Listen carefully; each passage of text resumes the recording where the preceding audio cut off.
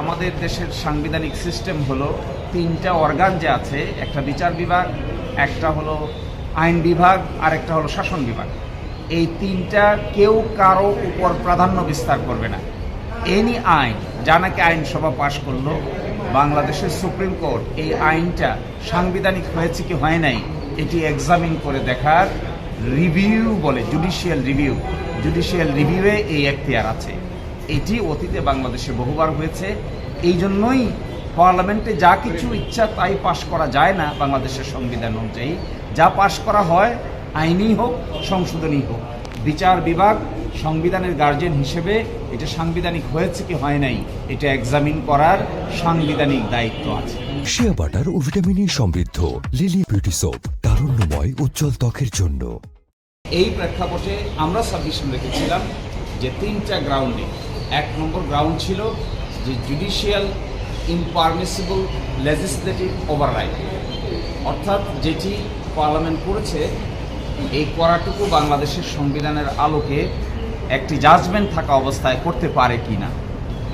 Second প্রশ্ন ছিল institutional independence is a sine qua non for independence of judiciary, অর্থাৎ বিচারকরা শুধু স্বাধীন বললেই হবে না, প্রাতিষ্ঠানিকভাবে তারা স্বাধীন কিনা, সিদ্ধান্ত নেওয়ার ক্ষেত্রে তারা স্বাধীন কিনা, প্রশাসনিক কর্মকাণ্ডে তারা স্বাধীন কিনা, এই বিচারটিও এখানে বিচার্য বিষয়।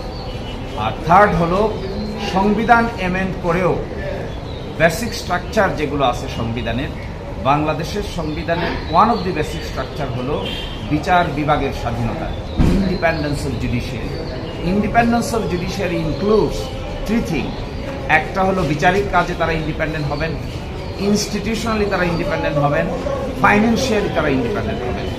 এই বিচার বিভাগের স্বাধীনতাকে খর্ব করে এরকম কোনো আইন পার্লামেন্ট যদি পাশ করে তাহলে এটি অসাংবিধানিক অতীতে ডিক্লেয়ার করা হয়েছে। শুধু আইন না, সংবিধান সংশোধন করে যে সমস্ত সংশোধনী এনেছিলেন সেগুলোকেও আমাদের উচ্চ আদালত অসাংবিধানিক ডিক্লেয়ার করে দিয়েছে। সব কিছুর প্রেক্ষাপটে এই মামলাটি লিস্টে থাকবে। সরকার পক্ষ বলছে, রাষ্ট্রপক্ষ বলেছেন তারা আপিল দায়ের করবেন, প্রেফারেবলি আগামীকালকের মধ্যেই আপিল দায়ের করবেন। আর তৃতীয়ত হলো আদালতের এক্সপেকটেশন যে ইন দ্য মিন টাইম এখানকার যে সমস্ত এস্টাবলিশমেন্ট আছে এগুলোকে যেন বিচার বিভাগের সুপ্রিম কোর্টের প্রতি সম্মান জানিয়ে সরিয়ে ফেলা না হয়। লার্নেড অ্যাটর্নি জেনারেল বলেছেন তিনি আদালতের এক্সপেকটেশন শুনেছেন এবং তিনি এই মেসেজটি কনভে করবেন। এর মাধ্যমেই আজকের এই শুনানি শেষ।